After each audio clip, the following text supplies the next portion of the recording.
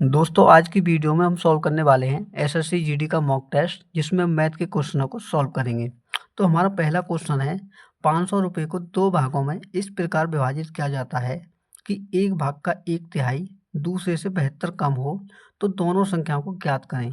तो मान के चलिए हमारी पहली संख्या क्या है एक्स है और दूसरी मान ली मैंने क्या वाई। ठीक है, तो देखो क्वेश्चन में सिंपल सा बोला है कि पहले जो संख्या है उसके एक भाग का एक तिहाई, मान के चलिए एक्स का एक तिहाई जो है दूसरी संख्या से कितना 72 कम है, यानी कि दूसरी संख्या हमारी बाई 72 कम से इससे क्या है 72 कम है। तो माइनस में क्या करेंगे हम -72 लिखेंगे। ठीक है, तो देखो यहाँ से हमारी क्या बनेगी एक समीकरण। तो देखो एक्स का गुना किया एक्स में तो एक्स रहा, 3 का गुना बाई में और 3 का गुना 72 में। तो 3 का गुना बाई में कितना होगा 3 बाई माइनस की 3 का गुना 72 में करेंगे तो कितना होगा 3 दूनी 6 और 3 सत्ते 21 यानी कि 216। तो देखो समीकरण को एक तरफ लेकर आएंगे इन्हें। तो देखो x माइनस के 3y बराबर माइनस के 216, यानी कि दोस्तों आपकी एक समीकरण बनकर आ चुकी है। और देखो दूसरी समीकरण सिंपल से आपको दी हुई है कि दोनों संख्याओं का योग कितना आपके पास वो है 500, यानी कि x प्लस वाई का मान है आपके पास कितना 500।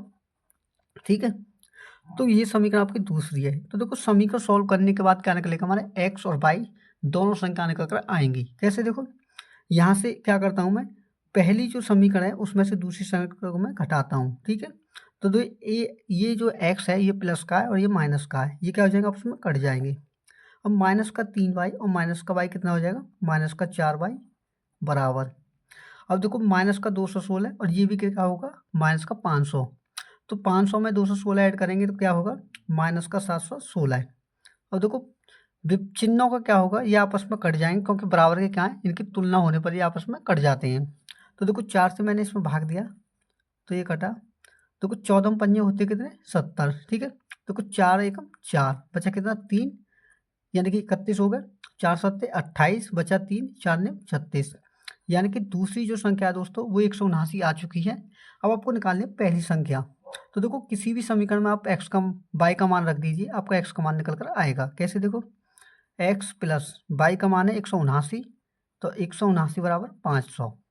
ठीक है, तो देखो हम क्या करते हैं कि 179 को उधर लेके जाते हैं तो ये हो जाएगा माइनस का, तो एक्स बराबर 500 माइनस के 179। तो देखो घटाने पर जो संख्या आएगी वो आपकी पहली संख्या निकल कर आ जाएगी।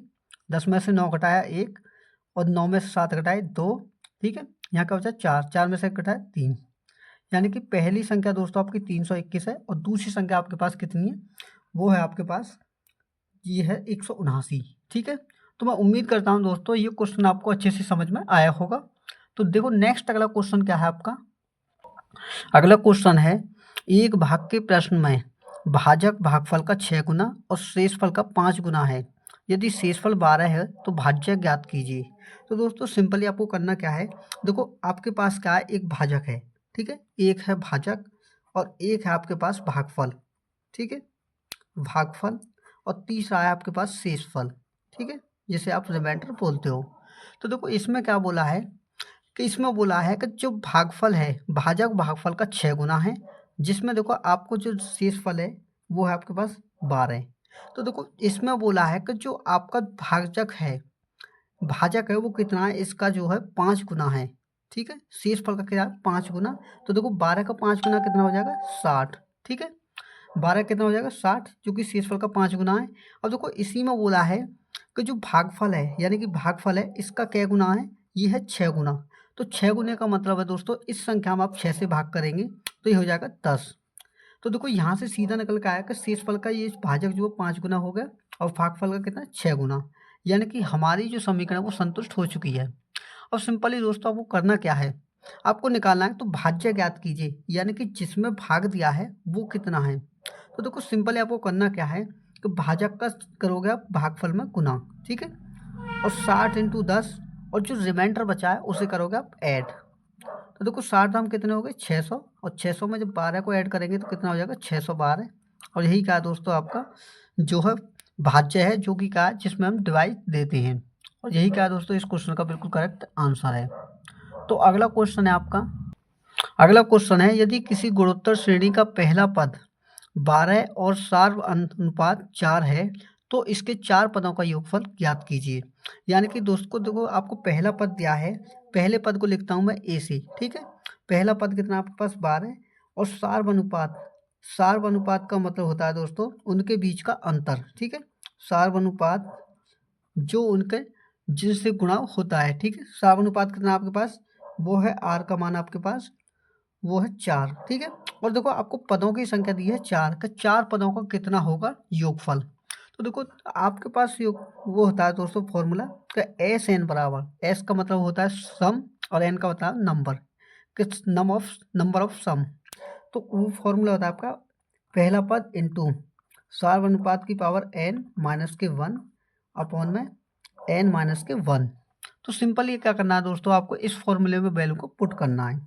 तो पहला पद कितना हमारा 12 ए का मान इंटू आर का मान कितना आपके पास 4, 4 की पावर एन कितना 4 माइनस के 1 बटे में 4 माइनस के 1। तो देखो 12 इंटू 4 की पावर 4 का मतलब होता है दोस्तों 4 का 4 बार गुना, तो 4 का होल स्क्वायर होता है 16 और 16 का होल स्क्वायर होता है 256, ठीक है।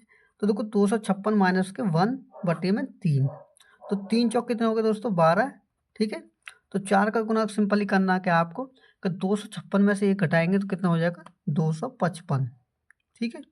तो 255 में क्या करेंगे आप 4 से गुना, तो देखो 4 पंजे 20 की 0 हासिल 2, 4 पंजे 20 और 2 22 का 2 हासिल लगे 2, 4 दूनी 8 और 2 10, ठीक है।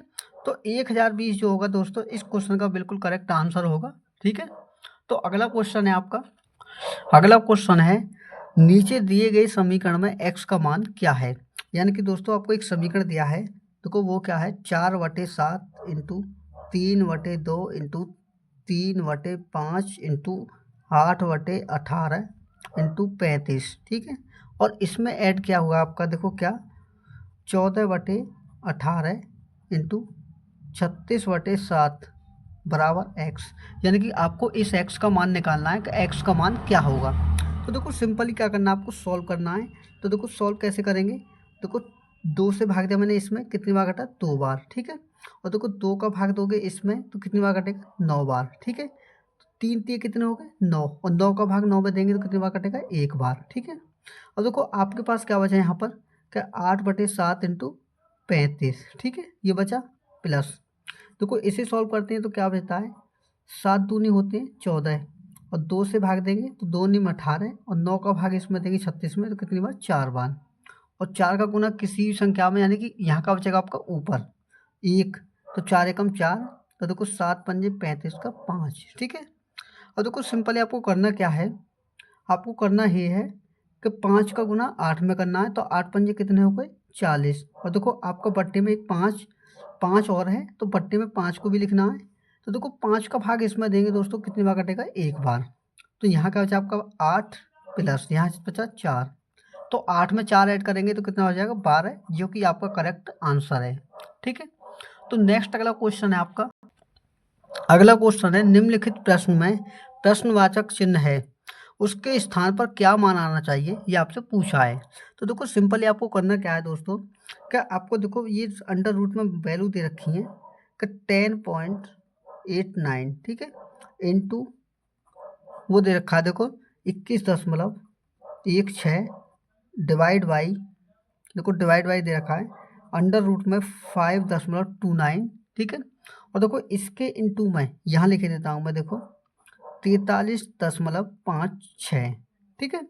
और दोस्तों सिंपली देखो आप एक चीज़ देखो, तो देखो मैं क्या करता हूँ यहाँ से पॉइंट हटाया, मैंने लिख दिया पॉइंट हटाने के बाद 2 अंक हैं तो 2 जीरो, ठीक है, यानी कि 100। देखो यहाँ से पॉइंट हटाया मैंने 100 लिख दिया, ठीक है। उसी प्रकार यहाँ से पॉइंट हटाया यहाँ 100 लिख दिया, यहाँ से हटाया यहाँ 100 लिख दिया। अब देखो इससे क्या होगा कि आपके जितने भी ये वैल्यूज हैं कोष्टक में, यानी कि अंडर रूट के अंदर सभी संख्याएं क्या है आपकी, वो है आपके पास क्या सभी आपके होल स्क्वायर हैं। और देखो ये जो 100 है आपके पास, इस जो अंडर रूट चढ़ेगा वो इनके ऊपर भी रहेगा, यानी कि 100 के ऊपर भी, यानी कि पूरे के ऊपर रूट है, ठीक है। तो देखो सिंपली आप क्या रहोगे क्या 1089 होता है दोस्तों आपको 33 का होल स्क्वायर, तो मैंने 33 बटे और 100 किसका होल स्क्वायर है 10, तो 33/10 इंटू ये कितने का है आपका, ये होता है दोस्तों आपके पास देखो 2116, तो 2116 होता है दोस्तों आपका 46 का, कितने का 46 का, ठीक है। तो 40 बटे कितना होगा 10 डिवाइड बाई, और देखो डिवाइड को क्या करोगे आप उल्टा करके इसे गुना में लिखोगे इंटू, ये इसमें से बाहर आएगा 100 में से बाहर 10, और देखो 529 किसका होता है 23 का, तो इंटू 23, ठीक है। इंटू क्या करोगे 43 56 जो होता है दोस्तों, ये होता है आपका कितने का 66 का, ठीक है। तो देखो 66 को ऊपर लिखोगे बट्टे में 10, और सिंपली क्या करना है दोस्तों, इसे आप सॉल्व करना है यानी कि गुणा भाग। तो देखो 10 से हमारा 10 कट गया, अब इनका आपस में गुना करेंगे तो देखो क्या आएगा, आपस में करते हैं हम गुना, ठीक है। तो देखो 33 का गुना 46 में और 46 का गुना 66 में, तो देखो मैं यहाँ पर आपको गुना करके दिखाता हूँ। देखो 43 गुना, सॉरी 33 गुना 66, ठीक है। 33 गुना 46, तो 6×3 = 18 का 8, हाथ से लगे 1, 6×3 = 18 और 1 19 का 9, 4×3 = 12, 4×3 = 12 और 1 13, ठीक है। 8 9 और 2 कितने हो गए 11 का 1, हाथ से लगा 1, 3 और 1 4 और 1 5, ठीक है 1, यानी कि 1518। अब इस 1518 में क्या करना है आपको, इसका भाग देना है, ठीक है। किसका भाग देना है आपको, इस संख्या का भाग देना 23 का। तो दोस्तों क्या करते हैं दोस्तों, थोड़ी सी मिस्टेक हुई है। देखो मिस्टेक क्या है कि जो हमने कैलकुलेशन की है इसमें कैलकुलेशन करने की इतनी की आवश्यकता नहीं है। क्या है देखो, 23 से मैंने इसमें भाग दिया तो ये कटा 2 बार, ठीक है। अब सिंपली आपको करना क्या है कि 33 दूनी कितने हो गए 66, तो 66 का आप क्या करोगे होल स्क्वायर और उसमें देना आपको 100 का भाग, ठीक है। तो आपको क्या करना है 66 × 66 और बट्टे में क्या करना है 100 से भाग। तो दोस्तों 66 का होल स्क्वायर कितना होता है आपका, वो होता है आपका 4356, जो कि देखो ऊपर लिखा हुआ है कितना, ये होता है आपका 66 का होल स्क्वायर कितना 4356, ठीक है। और उसमें क्या करेंगे हम 100 से भाग, ठीक है। तो इसमें देखो 100 से भाग देंगे तो नीचे संख्या कितनी हमारी 2 जीरो हैं, तो ऊपर भी क्या करेंगे हम पीछे से 2 संख्याओं के बाद पॉइंट लगाएंगे 43.56, जो कि इस क्वेश्चन का क्या दोस्तों बिल्कुल करेक्ट आंसर है। तो देख नेक्स्ट अगला क्वेश्चन है आपका, अगला क्वेश्चन है दो संख्याओं का महत्तम समापवर्तक यानी कि HCF 31 है और उनके लघुत्तम समापवर्तक के अन्य दो भाजक 14 और 15 हैं, तो उनमें से बड़ी संख्या ज्ञात कीजिए। तो दोस्तों आपको देखो, आपको हाईएस्ट कॉमन फैक्टर दे रखा है यानी कि महत्तम समापवर्तक 31, ठीक है। दो संख्याएं हैं जो कितनी है 14 और दूसरी संख्या कितनी है 15 है, ठीक है। तो देखो आपसे पूछा कि बड़ी संख्या कौन सी है, तो देखो आपके पास एक फॉर्मूला होता है एलसीएम बराबर HCF गुणा पहली संख्या गुणा दूसरी संख्या, यानी कि यह क्या आपके एक अभाज्य क्या है, आपके दो गुणनखंड हैं। तो जब भी आप HCF का गुना इनमें करते हो तो देखो पहली संख्या में करते हो तो आपकी पहली संख्या प्राप्त होती है, वहीं HCF का गुना जब दूसरी संख्या में करते हो तो आपकी दूसरी संख्या प्राप्त होती है, ठीक है। तो देखो इस फॉर्मूले में आप रखोगे तो आपका HCF कितना है 31, ठीक है, इंटू आपको देखो जिसका मान निकालना है तो आपको निकालनी है बड़ी संख्या, तो आप इनमें देखिए बड़ी संख्या कौन सी है, तो आपका डायरेक्ट आंसर यहीं से आएगा। तो बड़ी संख्या कितनी है 15, तो 31 में क्या करोगे 15 से गुना, तो 15 एकम 15 का 5, 15×3 = 45 और एक कितने हो गए 46, यानी कि 465 जो होगा दोस्तों इस क्वेश्चन का बिल्कुल करेक्ट आंसर होगा।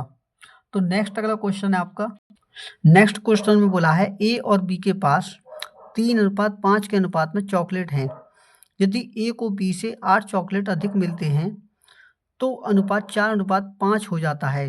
तो यह ज्ञात करें कि ए और बी के पास शुरू में कितने चॉकलेट थे, यानी कि आपसे ये पूछा है।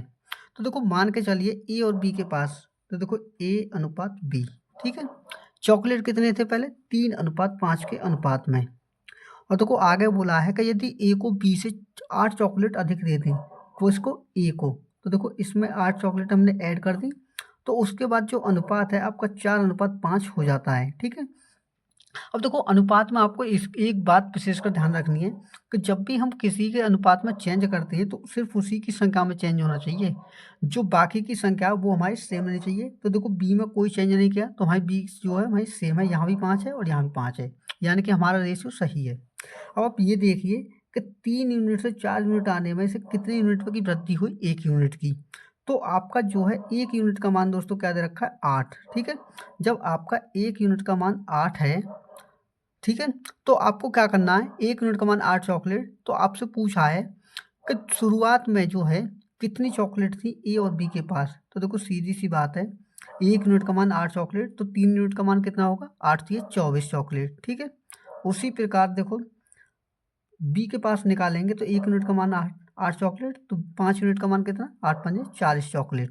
तो 24 और 40 दोस्तों जो होगा वही आपका बिल्कुल करेक्ट आंसर है। ठीक है, तो अगला क्वेश्चन है आपका, अगला क्वेश्चन है 25,000 छात्रों के एक कॉलेज में 55% लड़के और यदि 30% लड़कियां और 50% लड़के परीक्षा में अनुत्तीर्ण हो गए हैं तो परीक्षा में उत्तीर्ण होने वाले छात्रों की संख्या ज्ञात कीजिए। तो दोस्तों टोटल जो स्टूडेंट हैं वो कितनी है आपके पास, वो हैं 25,000। ठीक है, और देखो सिंपली आपको करना क्या है, देखो बॉयज़ और गर्ल्स, बॉयज़ कितने 55%। ठीक है, तो देखो 100 में से जब 55% हैं तो कुछ टोटल जो संख्या होती है उसे मानते हैं हम 100%। 100 में से 55% बॉयज़ हैं तो गर्ल्स कितनी होंगी 45%। तो सिंपल सी बात, आप क्या करोगे कि इनका आप लोगे रेशियो अनुपात। तो देखो 5 से मैंने इसे काटा तो ये कटा 11 बार, 5 से मैंने इसे काटा तो कितनी बार 9 बार। ठीक है, और देखो सिंपल सी बात है, आप करोगे क्या, आपको करना ये है, अगर आप चाहते तो रेशो नहीं लेना तो आप वहाँ से भी निकाल सकते थे, आपके लिए और भी आसान होता। तो देखो मैं क्या करता हूँ कि 25,000 को मैं बांटता हूँ कि गर्ल्स और बॉयज़ की संख्या कितनी है। ठीक है, तो देखो 25,000 में से 11 और 9 कितने हो गए 20 यूनिट। तो 1 यूनिट का मान कितना है, तो देखो मैंने यहाँ से 0 से 0 काटा और 2 से भाग दिया मैंने इसमें, तो ये कटा 1250 बार, कितना 1250 बार। ठीक है, इतने बार होगा। अब देखो सिंपली आपको करना क्या है कि 1 यूनिट का मान इतना, तो 11 यूनिट का मान कितना होगा, यहाँ से आपके बॉयज़ की संख्या निकलेगी। तो देखो मैं डायरेक्ट आपको आंसर निकाल के दिखाऊंगा कैसे। देखो जो 1200 यूनिट है ये आपका 1 यूनिट का मान, तो देखो बॉयज़ कितने हो जाएंगे, इंटू करेंगे 11 यूनिट। ठीक है, और इसमें ही क्या बोला है कि जो आपके लड़के हैं 50% परीक्षा में अनुत्तीर्ण हुए हैं और पास कितने हुए ये आपसे पूछा है। तो देखो 50% फेल तो पास भी कितने होंगे 50%। तो देखो 50/100। ठीक है, प्लस प्लस क्या करना है, जो गर्ल्स की संख्या है तो देखो 1200 क्या है आपके पास 1250, ये संख्या है आपके पास जो 1 यूनिट का मान है, और गर्ल्स की संख्या कितनी है 9। ठीक है, 9 यूनिट, और इंटू क्या करेंगे कि जो गर्ल्स हैं 30% जो है फेल हुई हैं तो पास कितनी हुई हैं 70%। तो देखो 70/100। ठीक है, अब देखो सिंपली आप क्या करोगे, आप चाहो तो 1250 को इसमें से कॉमन ले सकते हो। ठीक है, कैलकुलेशन को आसान बनाने के लिए। और देखो एक जीरो से हमारी एक जीरो कट गई। ठीक है, और चाहो तो आप इसे यूं ही रखो ताकि आपकी कैलकुलेशन और भी आसान होगी। कैसे, देखो 125 पंजे कितने हो गए 625। ठीक है, 625 में आप 11 का गुना करोगे प्लस 2 जीरो से हमारी 2 जीरो खत्म। ठीक है, 125 निम्मा कितने हो गए दोस्तों, वो हो गए देखो 100 निम्मा 900 और 25 निम्मा 225 यानी कि 1125। तो सिंपली आपको करना क्या है, 1125 में 7 का गुना और 625 में करना आपको 11 का गुना और आपस में इनको जोड़ना है। तो देखो 11 का गुना जब भी आपको किसी भी संख्या में करना हो तो उसकी ट्रिक होती है कि पहली डिजिट को आप यूं ही रखिए, उससे अगली डिजिट को उसमें ऐड करिए अगली स्टेप पर, तो 5 और 2 कितने हो गए 7, फिर अगली संख्या को उसमें, तो 2 और 6 कितने हो गए 8, और लास्ट वाली संख्या को यूं ही रख दो। ठीक है, ये हो गया आपकी 11 की गुना इसमें प्लस। अब देखो 1125 का गुना 7 में करना है, तो 7 पंजे 35 का 5 हासिल लगे 3, 7 दूनी 14 और 3 17 का 7 हासिल लगा 1। ठीक है, 11 सत्ते 77 और कितने हो गए 78, तो 78 75। तो आपको करना क्या है, इस संख्या में इसको जोड़ना है, तो वही आपका क्या होगा आंसर होगा। तो 5 और 5 कितने हो गए 10। ठीक है, 7 और 7 14 और 1 15 का 5 हासिल लगा 1। ठीक है, अब देखो करना क्या है, 8 और 8 16 और 1 हासिल का कितने हो गए 17, तो हासिल 1, 6 और 7 13, 13 और 1 कितने हो गए 14। तो 14,750 जो है दोस्तों जो छात्र हैं वो टोटल पास हुए, जो कि इस क्वेश्चन का क्या है बिल्कुल करेक्ट आंसर है। ठीक है, तो नेक्स्ट अगला क्वेश्चन क्या है दोस्तों, देखो थोड़ा मिस्टेक हो गई, तो यही का है दोस्तों आपका बिल्कुल करेक्ट आंसर है। तो नेक्स्ट अगला क्वेश्चन है आपका, क्वेश्चन है एक वस्तु को जब 20,070 के मूल्य पर बेचा जाता है तो उसी वस्तु को 10,035 में बेचे जाने से होने वाली हानि से 23% अधिक लाभ प्राप्त होता है, तो वस्तु का क्रय मूल्य ज्ञात कीजिए। तो देखो सिंपली दोस्तों आपको करना क्या है कि देखो मान के चलिए ये हमारा कॉस्ट प्राइस है कि जब हम इसे 20,070 में बेचते हैं। ठीक है, और एक तरफ हम क्या कर रहे हैं कि इसे 10,000 कितने में 35 रुपये में बेच रहे हैं। ठीक है, 10,035 में, तो देखो क्वेश्चन में बोला है, उसमें बोला है कि जब 10,035 में बेचते हैं तो इस पर होने वाली हानि इस पर बेचने वाले लाभ से कितनी है। इस पर देखो, जब हम 20,700 में बेचते हैं तो इस पर होने वाला लाभ इस पर बेचने वाली हानि से 23% अधिक है। तो देखो सिंपली आपको करना क्या है, मान के चलिए जब इसे हम 100% पर बेचते हैं तो हमें हानि होती है, ठीक है। लेकिन वहीं जब इसे इतने में बेचते हैं तो हमें क्या होता है 23% का लाभ, यानी कि 100 में 23 ऐड करेंगे तो कितना हो जाएगा 123, ठीक है। तो देखो सिंपल आपको करना क्या है कि इस पर बेच रहे हैं तो क्या हो रही है हमें हानि, इस पर बेच रहे हैं तो क्या हो रहा है हमें लाभ। तो देखो सिंपली आपको करना है इन दोनों के बीच का अंतर। तो देखो दोनों के बीच का अंतर कितना होगा 10,035, ठीक है। अब ये आपका किसका मान है, ये है इन दोनों के सम का मान। कितने 123 और 100 कितना होगा 223 यूनिट का मान है आपके पास, कितना 10,035, ठीक है। तो देखो यहाँ से हम निकालेंगे कितने का 223 यूनिट का मान है, तो हम यहाँ से निकालेंगे 1 यूनिट का मान कितना है। तो देखो मैं यहाँ पर आपको भाग करके दिखाता हूँ एक तरफ 223 का, ठीक है 10,035। तो देखो 223 चौके कितने हो गए, देखो 200 चौक कितने हो गए 823 चौक 92, ठीक है। तो देखो कितने हो गए 892। तो देखो घटाते हैं तो क्या आता है, 3 में से 2 घटाया 1, यहाँ कितना बचा आपके पास, ये बचा आपका 10, यहाँ लिया था हाँ से, तो 10 में से 9 घटाया 1, 9 में से 8 घटाया 1, उतार लिया 5। तो दोस्तों 200 पंजे होते हैं 1,000 और 23 पंजे कितने होते हैं 115, यानी कि 5 से सीधा हमारा ये कट रहा है, जिस कितनी बार जाएगा 115 बार। चाहो तो आप गुणा करके देख लो, 5 के 15 का 5, हाथ से लगा 1, 5 दूनी 10 और 11, हाथ से लगा 1, 5 दूनी 10 और 11, यानी क्या बचा 0, यानी कि 1 यूनिट का मान कितना है दोस्तों हमारे पास 45। और देखो कॉस्ट प्राइस निकालने के लिए आपके पास सीधे से 2 मेथड हैं, या तो आप इसका मान इसमें रख के गुना करके आप इसके मान को इसमें से घटा दीजिए, या फिर दूसरा मेथड है आपके पास कि आप देखो 45 यूनिट का मान इसमें गुना करके इसमें जोड़ दीजिए। तो देखो सिंपली करना क्या है आपको, जिसमें हानि होती है उसमें ऐड करते हैं और जिसमें लाभ होता है उसमें से घटाते हैं। तो 10,035 में क्या करेंगे हम, ऐड करेंगे किसको 45 के 100 यूनिट को। तो देखो 45 में 100 का गुना करेंगे तो कितना हो जाएगा 4500, ठीक है। तो देखो ऐड करेंगे कितना होगा 10,035 में 4,500 जोड़ेंगे तो हो जाएगा हमारा 14,535, और यही क्या है दोस्तों इस क्वेश्चन का आंसर है, ठीक है। तो देखो अगला क्वेश्चन है आपका, अगला क्वेश्चन है एक स्मार्ट टीवी को 1,61,900 रुपये में खरीदा जाता है, इसके मूल्य को 15% अधिक अंकित किया जाता है, तो इसे अंकित मूल्य पर 10% की छूट पर बेचा जाता है, तो स्मार्ट टीवी पर लाभ प्रतिशत कितना है। तो दोस्तों सिंपली देखो मैं आपको बताऊं कि आपको जो इसमें रेट दिया है, जो आपको कॉस्ट प्राइस दिया है, इसकी आपको कोई भी आवश्यकता नहीं है। तो देखो आपको एक फॉर्मूला याद रखना है कि मार्केट प्राइस बटे में कॉस्ट प्राइस बराबर 100 प्लस माइनस के प्रॉफिट या लॉस परसेंट, और बटे में क्या करेंगे 100 माइनस के डिस्काउंट परसेंट, ठीक है। प्लस माइनस का यहाँ पर रिलेशन ये है कि अगर आपका प्रॉफिट है तो प्लस लेंगे, अगर लॉस है तो माइनस लेंगे, ठीक है। तो देखो आपसे बोला है कि उसके मूल्य को 15% अधिक अंकित किया जाता है, तो मान के चलिए उसने 100 में अगर उसे खरीदा तो इससे 15% अधिक अंकित का मतलब है कि इसका मान 115 है, ठीक है बराबर। तो कोई इसमें आपसे पूछा है कि स्मार्ट टीवी का लाभ प्रतिशत कितना होगा, तो आप क्या करोगे 100 प्लस के प्रॉफिट परसेंट को यहीं रखोगे, डिस्काउंट कितना दे रखा आपको 10%, तो 100 में से 10 घटाएंगे कितना होगा 90, ठीक है। तो देखो एक जीरो से हमारी एक जीरो ये कट गई, तो देखो 5 दूनी 10, 5 से इसमें भाग दिया तो 23 बार, ठीक है। तो देखो 23 का गुना आप यहाँ करिए तो कितना हो जाएगा 23 निम्मा 207, ठीक है। और 2 का गुना इसमें तो 100 दूनी 200 प्लस के 2 का गुना पी में 2p%, ठीक है।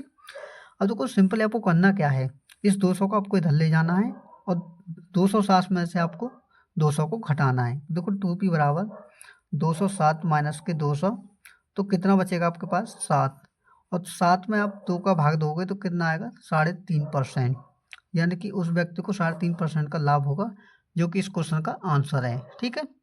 तो देखो नेक्स्ट अगला क्वेश्चन है आपका, अगला क्वेश्चन है साधारण ब्याज पर निवेश किया गया धन 12 वर्षों में अपने आप का 7 गुना हो जाता है, ज्ञात कीजिए कि 24 वर्षों में कितने गुना हो जाएगा। तो दोस्तों सिंपली आपको करना क्या है, मान के चलिए ये उसका मूलधन है, ठीक है, ये क्या मूलधन, और ये जो है आपका देखो कितने वर्षों में, 12 वर्षों में 7 गुना।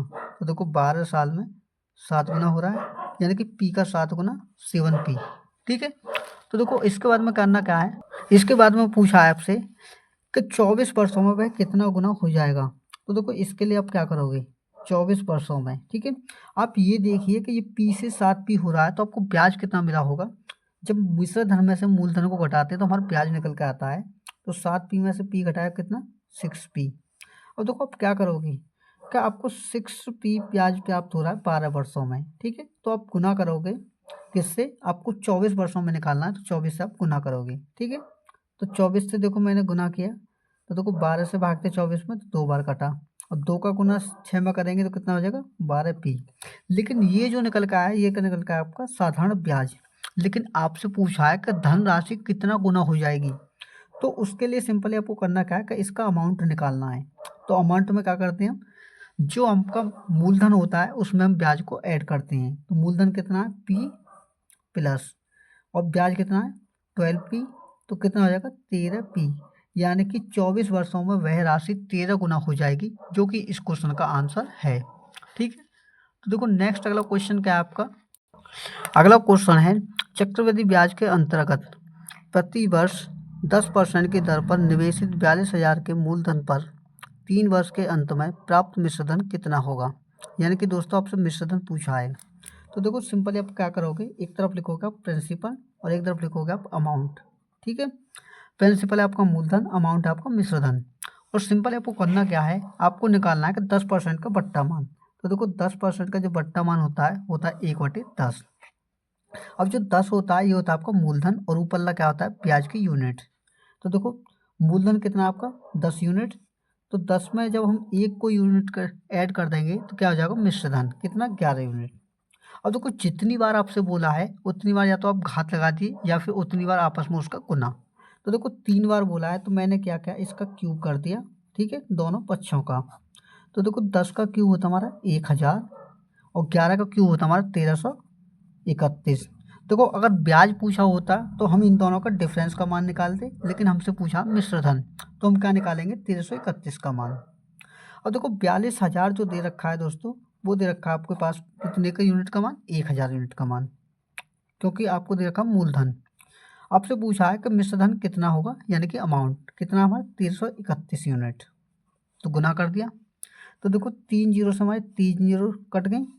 तो सिंपली करना क्या है आपको, आपको करना 42 का गुना 1331 में। ठीक है, तो देखो मैं गुना करके आपको दिखाता हूँ, 1331 इंटू 42। तो देखो 2 एकम 2, 2 तिये 6, 13 दूनी 26 इंटू 4 एकम 4, 4 तिये 12 का 2, हाँ से लगा 1, 13 चौका 52 और 53। ठीक है, तो ऐड करते हैं तो क्या आता है 2, 6 और 4 10 की 0, हाँ से लगा 1, 6 और 2 8 और 1 9। ठीक है, 2 और 3 5 और 5, यानी कि 55,902 जो होगा दोस्तों इस क्वेश्चन का आंसर होगा, जो कि क्या है बिल्कुल राइट आंसर है। ठीक है, तो नेक्स्ट अगला क्वेश्चन है आपका। अगला क्वेश्चन है, एक कक्षा में 40 छात्रों का औसत 55.25 किलोग्राम है और शेष 24 छात्रों का औसत वजन 55.5 किलोग्राम है। कक्षा में सभी छात्रों का औसत वजन कितना है, ये आपसे पूछा है। तो दोस्तों इसकी ट्रिक क्या है, देखो आपको करना है, देखो 40 छात्रों का औसत दे रखा आपको। देखो एक तरफ लिखोगे आपका डेटा, ठीक है, और नीचे क्या लिखोगे आप, वो लिखोगे एवरेज कितना दे रखा है। तो देखो 40 छात्रों का औसत कितना है 55.25 किलोग्राम। ठीक है, और वहीं 24 छात्रों का औसत दे रखा आपको कितना, वो दे रखा है 52.5 किलोग्राम। तो देखो सिंपली आप क्या करोगे, एक ऐसी यूनिट मान लीजिए जो इसके आसपास की हो। तो देखो मैंने क्या किया, मैंने माना कि मेरा औसत 50 है। ठीक है, तो देखो ये देखिए कि ये औसत आपका 50 से कितना अधिक है, तो 5.25 कितना अधिक है 5.25। और ये संख्या कितनी अधिक है, जो 52.5 है 2.5। और देखो सिंपली आपको करना क्या है, आपको करना है कि 40 का गुना इसमें करना है। और देखो यहाँ पर एक और ट्रिक आपके पास क्या है कि आप जो है इनका एलसीएम रेशियो भी ले सकते हो। कैसे, देखो 8 पंजे 40 और 8 तिये 24। ठीक है, तो 5 का गुना इसमें करना है और 3 का गुना इसमें, तो ऐड कर देना है। तो देखो 5 का गुना करता हूँ मैं इसमें, तो 5 इंटू 5.25 प्लस के 3 इंटू 25 बट्टे में क्या करना है कि जो आपकी दोनों संख्याएं हैं इनका आपको ऐड करना है और इसमें भाग देना है। ठीक है, तो देखो क्या करते हैं, तो देखो 5 का गुना में इसमें क्या, तो 5 पंजे 25 का 5 हाथ से लगे 2, 5 दूनी 10 और 2 कितने हो गए 12, हाथ से लगा 1, तो 5 पंजे 25 और 1 कितने हो गए 26.25 प्लस के 3 का गुना 2.5 में कराएंगे तो कितना होगा 7.5 और भाग देंगे 8 का।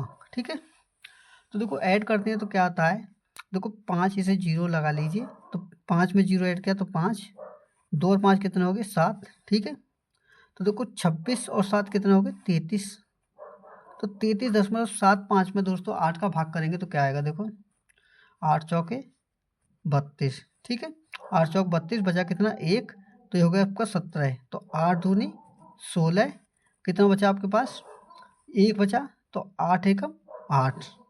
यानी कि दोस्तों अब इस ये क्या है आपका, जो आपका ये आया है भागफल, इसको क्या करोगे, अगर ये प्लस में आया है तो इसमें ऐड करते करेंगे, लेकिन अगर ये माइनस में आता, यानी कि इसमें अगर कोई माइनस घट के आता तो इसे क्या करते हैं हम घटाते।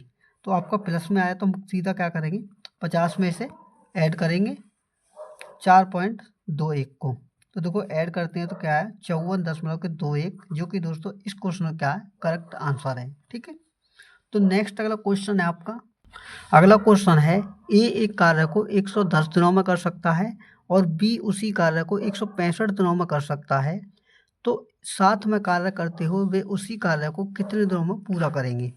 तो दोस्तों दो व्यक्ति देखो, एक व्यक्ति आपका ए है जो 110 दिनों में कर रहा है और बी वही उस कार्य को 165 दिनों में कर रहा है। तो देखो सिंपल आपको करना क्या है, इसका एलसीएम लेना है। तो दोस्तों एलसीएम होगा, देखो 165 दूनी होते हैं आपके 330 और 11 दिए कितने होते हैं 30, यानी कि 110 दिए 330, यानी कि 330 जो होगा दोस्तों आपका एलसीएम होगा। तो यहाँ से हम निकालेंगे इनकी क्षमता, तो देखो 11 दिए 33, यानी कि ए की क्षमता 3 यूनिट, वहीं बी की क्षमता कितनी होगी 165 दूनी 330। ठीक है, तो दोस्तों यहाँ से क्या निकले, इनकी निकले क्षमता। अब ये कह रहा है कि अगर दोनों मिलकर कार्य करें तो कार्य कितने टाइम में खत्म होगा।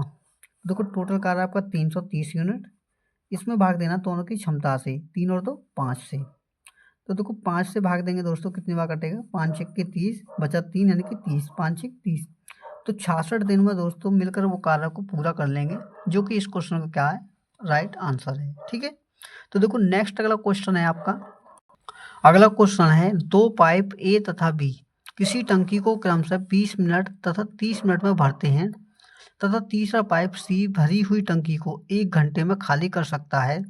यदि टंकी खाली हो तथा तीनों पाइप एक साथ खोल दिए जाते हैं तो टंकी को भरने में कितने मिनट लगेंगे, ये आपसे पूछा है।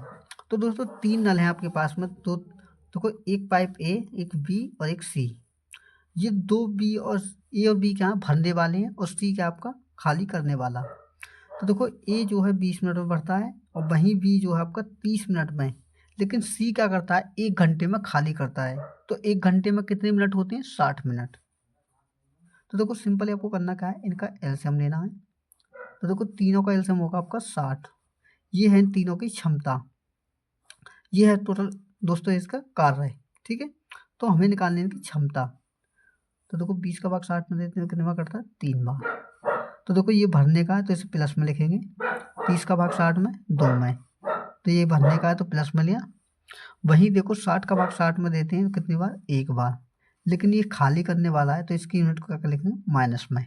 ठीक है, तो सिंपली आपको करना क्या है, जब तीनों को हम बढ़ाते हैं तीनों को काम पर लगाते हैं तो कार्य कितने दिन में पूरा होगा, वही आपको कॉन्सेप्ट है। तो देखो ये कितना है टोटल कार्य आपका 60 यूनिट है जो आपकी पानी की क्षमता है। ठीक है, तो तीनों मिलकर करेंगे तो क्या होगा 3 और 2 5, 5 में से देखो मैं जोड़ के लिख देता हूँ 3 + 2 माइनस का 1। ठीक है, तो 60 यूँ ही रहेगा, 3 में 2 ऐड किया तो 5 होगा, 5 में से 1 घटाएंगे कितना होगा 4, और वहीं 4 का भाग देंगे इसमें तो कितने आएगा 15 मिनट, यानी कि 15 मिनट में दोस्तों वो टंकी आपकी भर जाएगी, जो कि इस क्वेश्चन का आंसर है। ठीक, तो नेक्स्ट अगला क्वेश्चन है आपका, अगला क्वेश्चन है दो बाइक 20 किलोमीटर प्रति घंटा और 18 किलोमीटर प्रति घंटा की गति से चलते हुए एक ही स्थान से शुरू करके एक ही गंतव्य पर पहुंचते हैं। यदि एक बाइक दूसरी बाइक को 15 मिनट अधिक लेती है तो दूरी ज्ञात कीजिए। तो दोस्तों ऐसे क्वेश्चन में सिंपली देखो आप करोगे क्या कि देखो आप सीधा क्या करोगे, इन दोनों का आपस में गुना, जो स्पीड है ठीक है 20 इंटू 18, और बट्टे में क्या करोगे, इन दोनों की जो डिफरेंस है गतियों का वो लोगे बट्टे में। तो देखो 20 में से 18 घटाया कितना बचे आपके पास 2, ठीक है। और इंटू क्या करोगे, इंटू आप करोगे जो आपका टाइम दिया है 15 मिनट डिफरेंस, ठीक है। 15 मिनट अधिक बोला है ना, तो 15 को आप ऊपर रखोगे और बट्टे में भाग दोगे 60 से। क्यों? क्योंकि आपकी जो दूरी है वो दे रखे, स्पीड आपकी किलोमीटर प्रति घंटा में और टाइम आपका मिनट में, तो इसे क्या ऑप्शन बदलेंगे हम, वो बदलेंगे हम वो घंटे में। क्यों? क्योंकि आपका जो डिस्टेंस आ रही है वो आ रही है किलोमीटर में, तो इसे भी हमें क्या बनेंगे घंटे में। तो देखो 15 चौके कितने हो गए 60, ठीक है। तो 4 का भाग मैंने इसमें दिया तो कितनी बार कटा 5 बार। और वहीं देखो 2 का भाग 18 में देंगे कितनी बार कटेगा 9 बार। और 5 का गुना 9 में कितना होगा 45 किलोमीटर। यानी कि जो स्थान की दूरी है दोस्तों वो कितनी है 45 किलोमीटर है, जो कि इसका राइट आंसर है, ठीक है। तो अगला क्वेश्चन है आपका, अगला क्वेश्चन है एक रेलगाड़ी 121 मीटर लंबे एक पुल को पार करने में 62 सेकंड का समय लेती है। यदि रेलगाड़ी पुल पर खड़े एक आदमी को पार करने में 51 सेकंड का समय लेती है तो रेलगाड़ी की लंबाई ज्ञात कीजिए।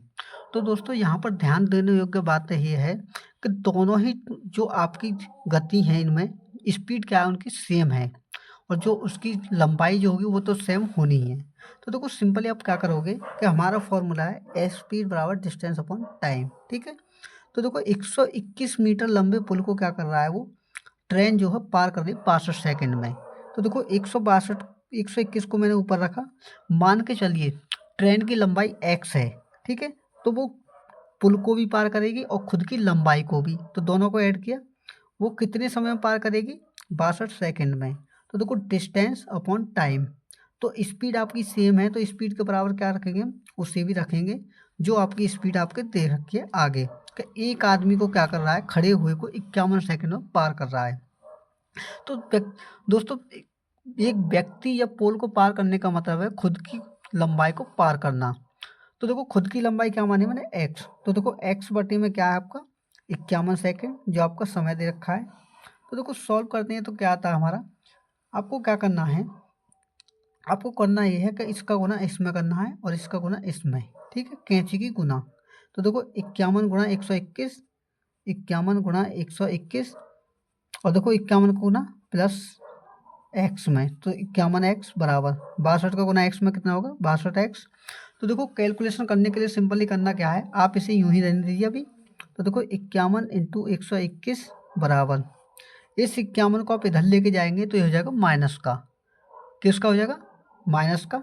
तो देखो ये जब 62 में से आप 51 घटाएंगे तो आपके पास क्या बचेगा, वो बचेगा आपके पास 11 एक्स, ठीक है। तो देखो 11 को ले जाएंगे बट्टे में, तो देखो 51 गुणा 121 बटे में 11 बराबर एक्स।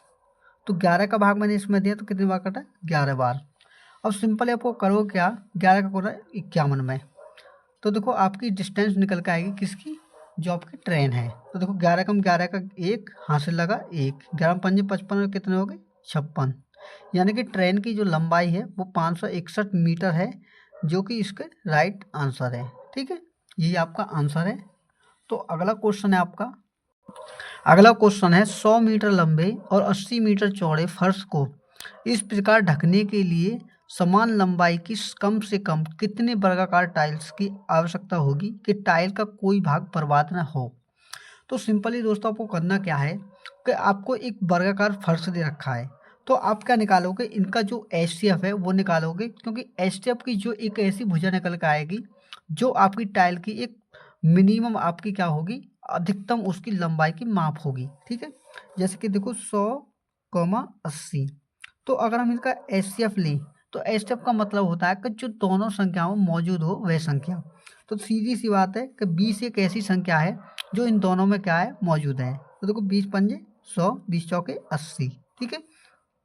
अब देखो अगर आपको आंसर चाहिए तो आप सीधा इनका गुना कर दीजिए, आपका आंसर आ चुका है। तो 4 पंजे 20, ये आपका राइट आंसर है। क्यों? क्योंकि यही आपसे पूछा है। अब देखो मेथड मैं आपको बताता हूँ ये कैसे आया। तो देखो आपको करना क्या है, जो आपका 20 जो एचसीएफ आया है ये आया आपके टाइल की लंबाई यानी कि एक बीमा की लंबाई। तो आपसे पूछा है कि वर्गाकार यानी कि जितनी उसकी लंबाई होगी उतनी ही क्या होगी उसकी उसकी हाइट भी होगी यानी कि उसकी चौड़ाई भी होगी। तो देखो ये जो आपका जो फर्श है वो क्या आयत के आकार का है जिसकी लंबाई 100 है और चौड़ाई 80 है।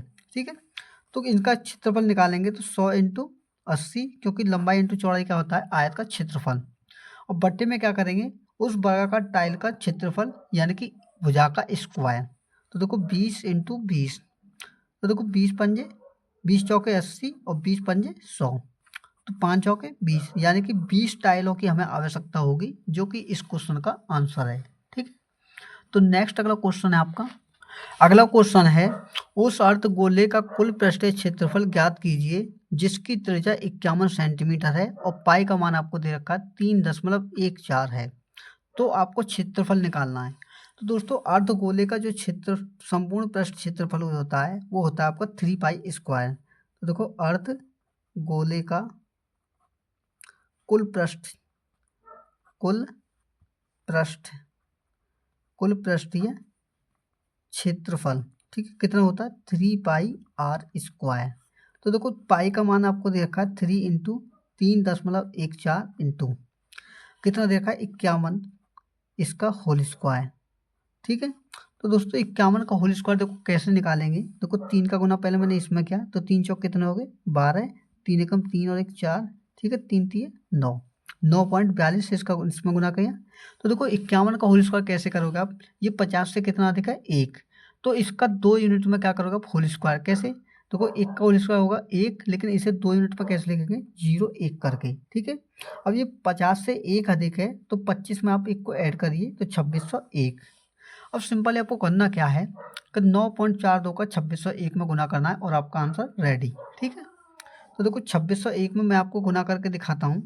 देखो 2601 में 942 का, ठीक है, तो 2 एकम 2 0, 26 दूनी 52, ठीक है, तो देखो 4 एकम 4 0, और देखो 26 चौके होते हैं 104। ठीक है, और देखो 9 का गुना क्या 9 एकम 9, ठीक है, 9 एकम 9 0, और देखो 9 छक्की 54 का 4, हाथ से लगे 5, ठीक है, 9 दूनी 18 5 23।